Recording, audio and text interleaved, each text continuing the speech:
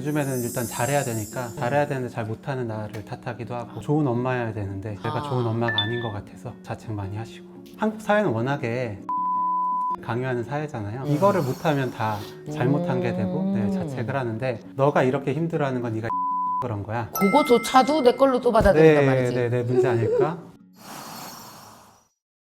자, 요즘에 가장 힘든 게 뭔가 보면 아마 10대부터 직장인들 또 엄마들까지 다들 마음이 제일 힘든 것 같아요. 그죠?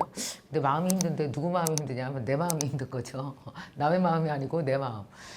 책 제목이 되게 재밌습니다. 나는 왜 자꾸 내 탓을 할까? 우리 왜 이제 여태까지 남 탓하는 거 얘기는 참 많이 했지만 이 제목을 들으면서 여러분도 나는 왜 이렇게 내 탓을 하지? 라는 새로운 프레임으로 여러분을 다시 한번 볼 수 있을 것 같습니다.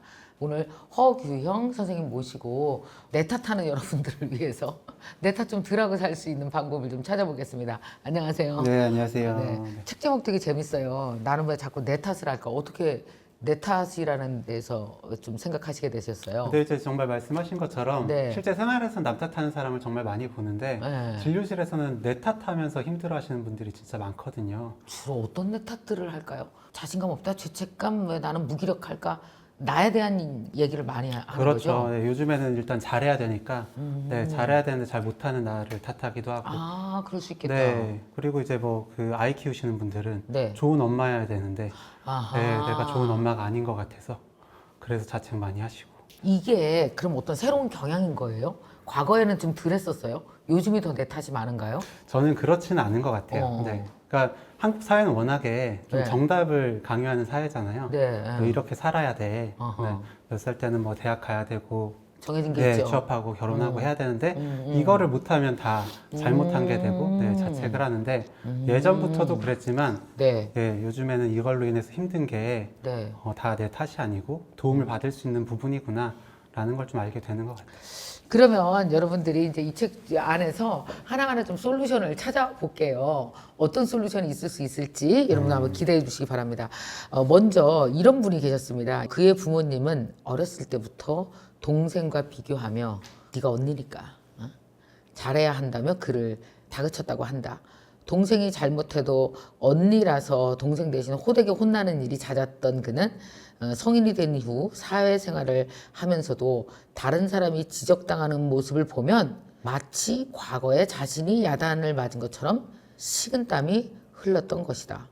이게 이제 어렸을 때 받은 상처를 제대로 치료하지 못하고 성인이 됐을 때 이런 식으로 남이 야단 맞는 걸 보고도 식은땀이 나는 증상이 있는 거예요. 네, 그 혼나는 거에 너무 익숙하고 사실 네. 기본적으로 어떤 일이 생기든 간에 내가 잘못한 거 아닐까? 내가 이런 생각을 가지고 있다 보니까 주변에서 이렇게 혼나는 모습만 봐도 긴장이 되는 거죠. 잘못한 게 있으면 사실 뭐 주변에 경찰차만 지나가도 왠지 좀 긴장되고 있고 그럴 거 아니에요. 네. 그럼 이런 분들은 되게 힘들겠네요. 이런 일은 얼마든지 옆에서 벌어지잖아요. 누가 날 야단치지 않아도 야단치는 다른 사람을 본 거거나 스트레스를 받고 압박당하는 누군가를 봤을 때 그 압박이 내 것처럼 느껴진단 말이에요. 맞습니다. 네. 세상에. 그리고 그런 걸로 힘들어 하시니까 주변에서는 너 혼낸 것도 아닌데 네가 왜 이렇게 힘들어해? 라는 이야기를 들으면서 더 상처를 받기도 하시고요. 그럼 이런 경우 어떻게 다스려야 돼요? 일단 내가 왜 이렇게 힘든지를 일단 아는 거죠. 그래서 뭐 여기는 이제 책에 쓰기도 했지만 네. 내가 어렸을 때부터 이렇게 혼나다 보니까 내가 이런 혼나는 거에 네. 되게 약하구나, 취약하구나, 내가 그런 사람이구나를 일단 알아차리고 알아차리는 게 되게 네, 중요하겠네요. 일단 받아들이는 거죠. 어허. 그래서 이런 순간이 왔을 때 네. 그제 그 알아차려야 이제 분리가 되는 거죠. 이거는 나를 혼내는 게 아니라 저 사람을 혼내는 거고 이거는 내가 어렸을 때 어떤 기억들 때문에 혹은 내가 타고난 어떤 기질 때문에 내가 여기서 더 혼나는 것처럼 느끼는 거야 라고 하고 그 다음에 네. 분리를 하는 거죠. 근데 이게 어쨌든 그 알아차리고 받아들이는 게 되지 않으면 여기서도 자책을 하거든요. 그러니까 남이 나한테 얘기한 것처럼 이거 다른 사람 혼낸 거고 나 혼낸 것도 아닌데 그치. 이런 거에 내가 놀래고 이렇게 힘들어하는 건 내 잘못 아닐까? 그거조차도 내 걸로 또 받아들인단 말이지. 내 문제 아닐까? 내가 약해서 그런 거 아닐까? 라면서 좀 힘들어 하시니까 그러니까 원인 분석을 하고 그걸 좀 받아들이는 거죠. 선생님 너무 힘들겠어요. 상담할 때. 어떡해. 근데 막상 또 이게 이러이러해서 좀 이렇게 힘들어 하시는 것 같네요 라고 했을 때 맞아요 라고 했을 때 그 깨달았을 때 그게 서로 되게 뭔가 뭐랄까 희열 같은 거 네, 그런 게 또 느껴지기도 합니다. 깨닫는 분이 많아요? 아니면은 그것조차도 내 잘못으로 가져가는 사람이 많아요? 상담해 보면 근데- 이 분리할 때 분리가 잘 돼요? 잘 안 되고 사실 그쵸. 깨달아도 다시 돌아가고 깨달아도 다시 돌아가고 예, 이거를 반복하게 되죠. 그러니까 그게 자기 말하자면은 생각의 습관인 거지. 맞습니다. 자꾸 돌아가는 거지 옛날 네, 습관으로. 네, 정확합니다. 네. 그래서 이 습관을 바꾸는 게 되게 어렵잖아요. 생각 습관을 바꿔야 돼. 네, 네, 네. 행동 습관을 바꾸기도 어려운 것처럼 뭐 또 이런 말씀하신 것처럼 또 행동 습관을 우리가 알아차리고 이제 바꾸자고 했잖아요. 네. 근데 또 안 바뀌면 그래. 나 알아차리는데도 못한 거 가지고도 또 자책을 또 하세요. 자기. 네. 또 어쨌든 이걸 그러면은 반복해야 되겠네요. 계속 될 때까지 반복이에요. 그럼 네. 그 분리하고 받아들이고 알아차리고 하는 네. 걸 잘 됐으면 그거 가지고는 좀 칭찬하고 오케이. 잘 안 되면 다시 원인 분석해서 좀 하고. 수정하고 네. 그러면 혹시 하면 안 되는 건 뭐예요? 그럼 하면 안 되는 건 평가하는 거. 어떻게? 네. 너가 이렇게 힘들어하는 건 네가 약해서 그런 거야. 네. 라든지 네. 그렇게 그런 하면 식으로. 네. 그러니까 그냥 너의 행동에 대해서 그냥 그대로 언급만 하면 되는데 그게 이렇다 저렇다라고 이제 우리는 평가를 되게 하기가 쉽잖아요. 네. 그런데 보통 평가하면서 거기서 상처를 받으니까. 자, 두 번째 사례입니다. 어려서부터 부모님이 이혼하고 친척 집에 얹혀 지내며 눈칫밥을 먹었던 아픈 과거가 있었다. 어릴 때 힘들고 외로운 환경 탓에 누구에게도 마음을 터놓고 표현하기 어려웠고 무책임한 부모를 원망하며 성장했다. 그런데 성인이 되자 병든 아버지가 아들에게 의지하고자 찾아왔다고 한다. 어린 아들을 방치했던 아버지를 뒤늦게 부양해야 되는 상황이 되자 분노와 책임감의 양가 감정에 시달리게 되었다. 이거 진짜 어려운 일이네. 그러니까 부모님이 이제 이혼하고 친척 집에 아이를 보낸 거잖아. 얘는 눈치밥 먹고 커갖고 어느 정도 성인이 돼서 이제 좀 살만하니까 병든 아버지가 와서 나 좀 보살펴다고 라고 얘기했는데 네. 자기는 부모님에 대한 분노도 해결이 안 됐는데 책임감까지 갖게 되고 막 이러니까 저도 이런 분들 오시면 어떻게 하시라고 말씀드리는 게 되게 어떻게 보면 죄송해요. 본인도 또 그렇지. 어떻게 하고 싶은 마음은 있는데 못해서 힘든 거라서 맞아요. 네, 제가 드리는 말씀조차도 못하는구나 라면서 여기서도 자책하실 수가 있어서 그럼 네, 어떻게 하시라고는 잘 못하는데 저는 여기서 보면은 보통 이게 내 의지와 상관없이 발생한 일 그래서 내 통제감을 벗어난 일에서 네. 우린 되게 무력감을 느끼고 힘들어지잖아요. 그렇죠. 무력하죠. 맞아요. 네. 어쩔 수 없이 아버지를 부양하는 상황에서라도 좀 나의 통제감을 가져올 수 있는 그런 부분을 좀 찾으시도록 하는 편입니다. 그런 게 네, 어떤 게 있어요? 그래서 예전에는 보면은 이분 같은 경우에는 이제 마음 표현도 못하고 네. 그러니까 아버지니까 이제 이렇게 하라고 하면은 다 그대로 좀 많이 하시거든요. 책임감이 크신 분들은. 네. 그래서 부양을 하시긴 하시되 아, 그래도 뭐 싫은 소리도 좀 하시고 오케이. 네, 너무 안 되는 거에 있어서는 좀 거절도 하시고 아하. 해서 내가 할 수 있는 부분, 내가 선택할 수 있는 부분은 네. 좀 가져와야 좀 덜 힘들다고 말씀을 드리고요. 그리고 이제 계속해서 나의 선이 이렇게 있는데 아버지가 계속해서 이 선을 침범하신다. 네. 그러면은 뭐 사실은 아버지를 하더라도 저는 뭐 일단 나를 지키는 게 우선이라고 생각은 하니까요. 그러니까 저는 뭐 당장 완전히 부양하거나 아니면 완전히 아버지를 버리거나 이건 양극단이니까 그 중간에 어떤 지점들을 생각하시면 좋겠다. 그런 말씀을 드립니다. 자, 이번에는 우울증에 관련해서 좀 얘기를 나눠볼게요. 네. 우울증도 뭐 다양할 거 아니에요, 원인이. 음. 이런 분들에게는 우울증은 어떤 솔루션을 주세요? 근데 사실 말씀하신 네. 것처럼 너무 다양하기 때문에 너무 다양할 것 같아요. 하나의 솔루션을 드리기가 너무 어려운데 네, 근데 네. 기본적으로는 그 이 우울증은 뇌의 질환이다라는 거를 말씀을 많이 드려요. 뇌 질환이에요? 네. 그러니까 뇌의 기능이 이제 그 예전과 달리 이제 떨어지고 좀 문제가 생겨서 생기는 질환이다. 네. 그러니까 신체 기관이 이제 좀 안 되는 거랑 비율해서 좀 많이 말씀을 드리죠. 그러면은 왜 요런 솔루션은 좀 줘보세요. 극한 우울증은 아니더라도 일상생활에서 이제 왜 회사 다니는 것에 대한 우울증이 있을 수 있고 뭐 산후 우울증도 있고 다양한 우울증이 있잖아요. 아니면 왜 갑자기 부모님 돌아가시고 나서 우울증이 올 수도 있고 이런 어떤 우울감을 느끼게 될 경우 우울증까지 가지 않도록 빠르게 좀 이렇게 잘 본인을 추스리는 좋은 방법 이런 게 좀 있을까요? 힘들 때. 네.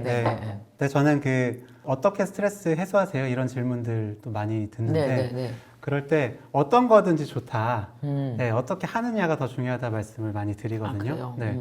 그래서 저는 뭐 웹툰도 보고, 뭐 영화도 보고, 드라마도 보고 하는데, 네. 그래서 그렇게 그 힘들 때 생각을 한번 끊어줄 수 있는 그런 무언가가 좀 평소에 있으면 좋고, 보통 이제 우울이라는 거는 상실에서 많이 오는데, 네. 네, 내가 누굴 떠나보냈거나 이별했거나 아니면 돈을 잃었거나 오케이. 아니면 뭐 지위를 잃었거나 뭐 이런 데서 좀 우울감이 많이 오잖아요. 그렇죠, 오죠, 네. 오죠. 그래서 이제 그런 생각들에 너무 빠져들다 보면 또 그 우울감이 더 사실 커질 수밖에 없으니까 네. 예, 그 생각을 사실 한번 끊어주는 것도 괜찮다. 그러기 위해서 어떤 거든지 괜찮으니까 좀 해보시는데 네. 다만 이 우울감을 다 해결하려고 하지 마시라 음. 라는 말씀을 드립니다. 사람들이 힘들잖아요. 네. 그럼 힘들 때 이거를 다 해결하고 싶어요. 근데 우리가 조금 아플 때는 막 문지르고 막 얼음찜질만 해도 괜찮은데 그렇죠. 많이 아플 때는 뭘 해도 안 되잖아요. 그렇죠. 네. 근데 이 우울감을 완전히 해결하려고 하려다 보면 똑같이 먹는 걸로 풀어도 폭식하게 되고, 네, 술로 풀게 돼도 포금을 하게 되고, 네, 아니면 뭐 드라마를 봐도 뭐 몇 시간씩 계속 본다든지 그러면서 사실 더 힘들어질 수가 있는 거라. 그래서 어떤 걸 하는 건 좋은데 그거 어차피 사실 너무 큰 고통, 너무 큰 우울감은 다 해결되는 건 아니니까 어느 정도만 좀 하시라고 말씀을 드리죠. 자, 이제 또 우리 자존감이라는 이야기 정말 요즘에 뭐 자존감이 떨어져요. 이 얘기 정말 많이 하잖아요. 그래서 왜 다른 사람들과 끊임없이 자신을 비교하고 또 다른 사람으로부터 인정받지 못하는 거, 뭐 이렇게 하면 왜 스스로 되게 불안해하고 이런 게 많이 나오잖아요. 책에도 이제 이런 사례 나오던데 결혼을 준비하면서 증상이 더 심해진 사례자가 있었다고요. 그래서 예비 신랑에게 고가의 양복과 구두를 선물했지만 자신에게 돌아오는 것은 형편이 없자 괴로웠다. 자, 이렇게 자존감이 낮아지는 사람들에게는 어떤 그 이야기를 좀 해주세요. 뭐 자존감 낮으신 분들한테 뭐 스스로 칭찬하라는 이야기도 많이 하고 뭐 네. 작은 계획 세워서 성공하라는 이야기도 많이 하고 뭐 여러 가지 이야기들 하는데 네. 자존감이 낮으신 분들은 되게 자존감이 높아지기 위해서 많은 활동들을 하시는데 너무 이거를 얻으려고 하다 보면 네. 네, 멀어지게 됩니다. 그래서 예를 들어서 내가 그 오늘 뭐 책 한 권 읽어야지. 네, 그래서 내가 책 한 권 읽어서 나 스스로를 칭찬해야지. 네. 라고 생각을 해요. 그런데 책 한 권 읽는 거 쉽지 않잖아요. 안 쉽죠. 네, 그래서 한 요 정도밖에 못 읽었다. 그러면은 한 권도 못 읽은 나를 자책하고 자존감이 더 깎여 나가거든요. 그리고 운동도 나 매일매일 하루에 뭐 10분 나가서 걸어야지 하는데 10분 나가서 걷는 것도 쉬운 일 아니잖아요. 그래서 거기서 또 자책을 하고 그래서 그럼 뭘 해야 되느냐고. 그래서 저는 하는 거는 다 좋다. 하는 건 다 좋은데 한 부분에 대해서 부분 나눠서 칭찬하고 네, 점검하는 게 필요하다 말씀을 드리죠. 그 본인 스스로 아니면 타인과 함께. 저는 어쨌든 기본적으로는 내가 해주는 게 제일 좋고 네. 뭐 같이 할 수 있는 사람이 있으면 더 좋을 것 같네요. 그래서 책을 만약에 요만큼 읽었으면 네. 네, 요만큼 읽은 거에 대해서는 칭찬을 또 해주는 거죠. 그리고 이제 요거는 그럼 내가 왜 못 읽었나 라고 일단 생각을 하고 요걸 더 읽기 위해서는 어떻게 하면 좋을까 네. 라고도 하는 거죠. 그 자신과 타인과 비교하는 거 있잖아요. 근데 이거 되게 본능이지 않아요? 네, 본능이죠. 네. 비교하는 거. 뭐 얘가 나보다 잘생겼어. 뭐 얘가 나보다 난 쟤보다 못났어. 쟤가 나보다 돈 많아. 쟤는 집 있어. 난 없어. 뭐 쟤는 차 있어. 나 없어. 그냥 이게 되게 이렇게 본능적으로 휙 들어오는 감정이잖아요. 네, 이거 좀 털어낼 수 없을까요? 근데 말씀하신 비교를 해서 이 열등감을 느끼고 이 열등감에서 사람이 발전하는 건 어떻게 보면 본능이기 때문에 네.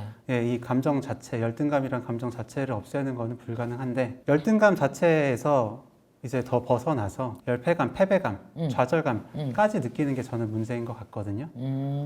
비교를 하다 보면 이제 저 사람은 저걸 가졌는데 나는 이걸 못하네. 에서 끝나면 이게 뭐 자존감도 너무 깎여 나가고 네. 좌절감이 너무 심하잖아요. 그래서 저 사람은 저걸 잘하는데 그래도 나는 요게 있지는 같이 좀 됐으면 좋겠어요. 그래서 저는 뭐 이제 뭐 저도 가끔 강연을 하다 보니까 네. 저는 이제 원장님 강연 영상을 많이 보거든요. 그래서 어떻게 저렇게 잘하실까라는 걸 이제 많이 생각을 하거든요. 근데 거기서만 끝나면 나는 진짜 강연하면 안 되는 사람이구나. 네, 이렇게 생각이 드는데 그래도 그 원장님께서는 이런 걸 잘하는데 그래도 나는 그래도 이런 게 좀 있지 않나?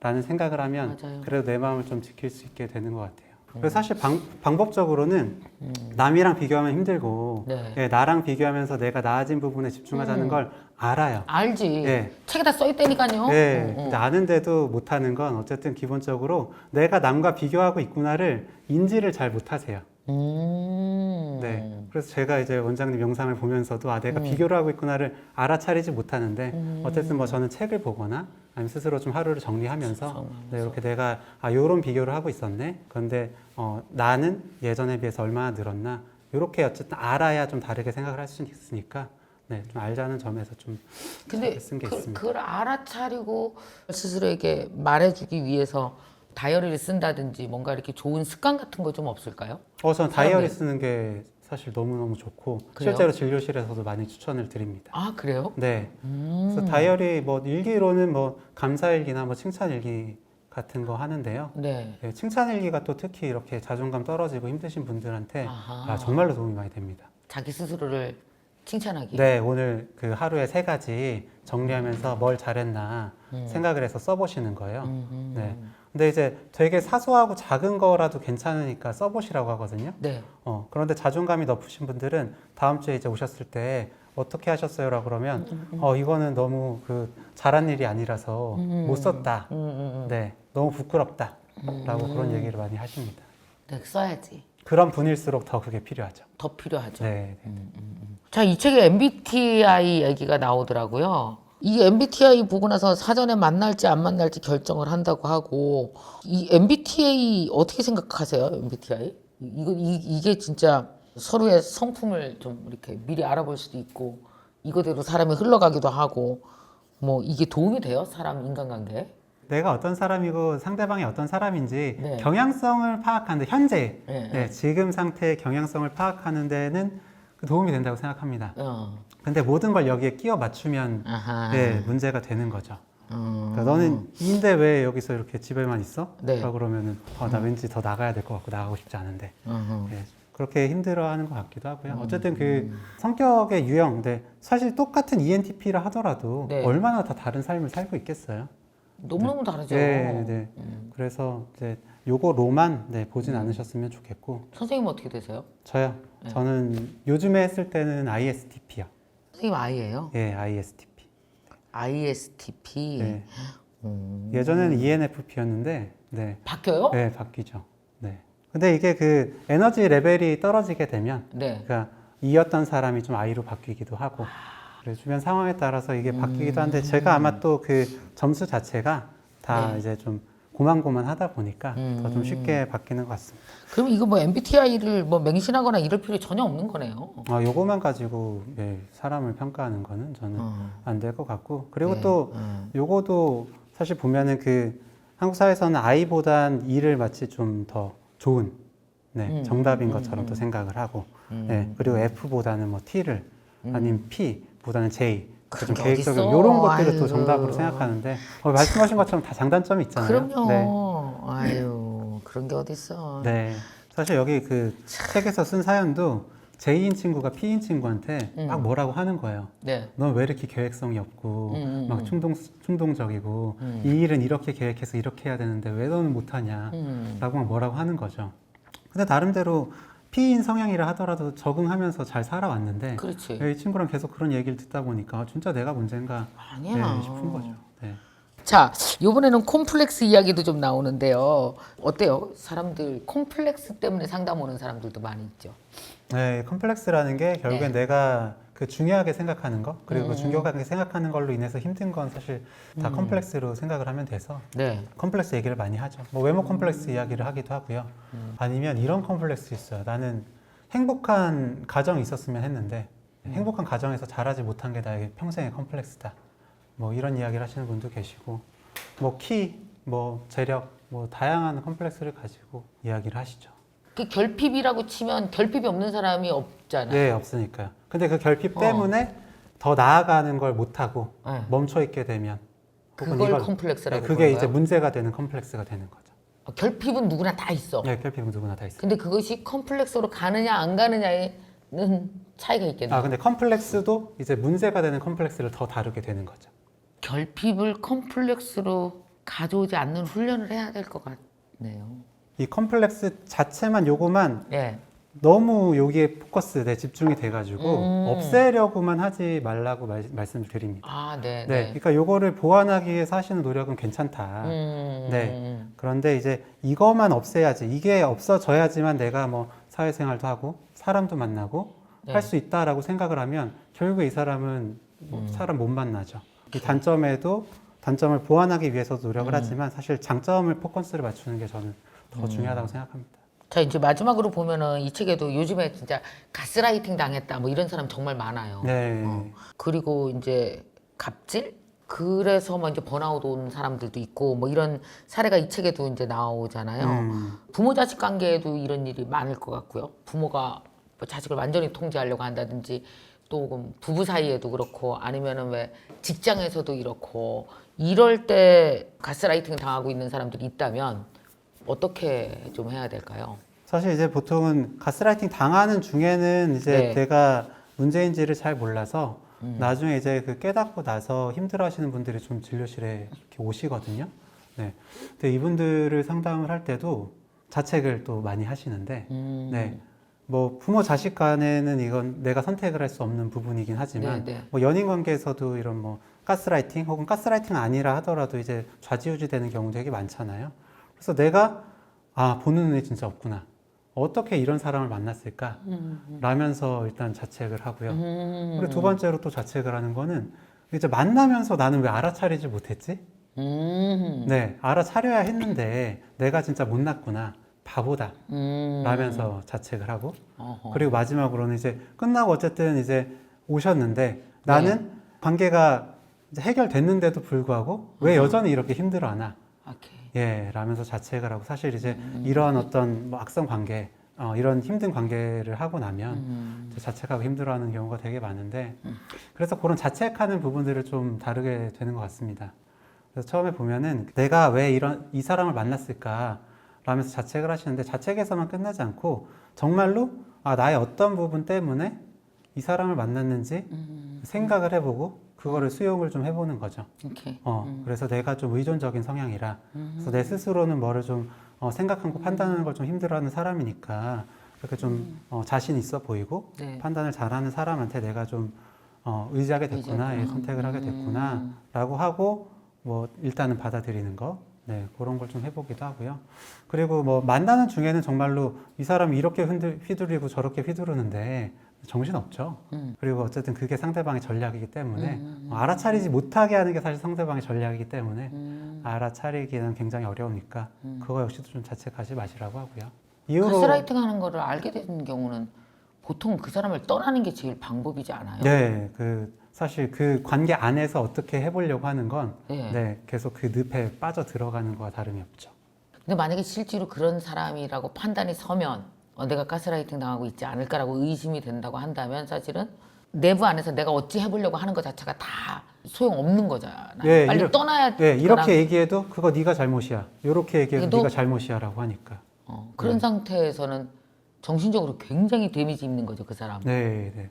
그런 이제 그 하나하나의 그런 이제 작은 트라우마들이 사실 네. 몸 맞는 거랑 똑같아요. 뇌에서도 그 통증 느끼는 그런 부위들이 같이 활성화가 되거든요. 그러니까 뭐 사실 싫은 소리를 아예 안 들을 수는 없겠지만, 그렇죠. 네, 그러니까 나의 말은 다 틀렸다고 하는 사람이라면, 네, 관계에 대해서 좀 생각해 보면 할 것 같습니다. 네.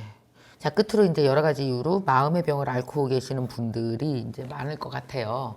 그래서 이제 이 책을 읽으면서 어떤 위로를 받으셨으면 좋겠는지 좀 얘기해 주세요. 저 어쨌든 나는 왜 자꾸 내 탓을 할까 자책 많이 하시는 분들이 뭐 이 책 읽으셨으면 좋겠는데 네. 근데 그 자책하지 마시라라는 말씀을 드리면 마치 본인이 하나도 자책을 안 하고 남 탓만 하면서 마치 뭐 사이코패스나 소시오패스처럼 살게 될 거를 걱정하시거든요. 네. 아이고. 네. 그렇게 사시라는 거는 전혀 아니죠. 그렇죠. 네.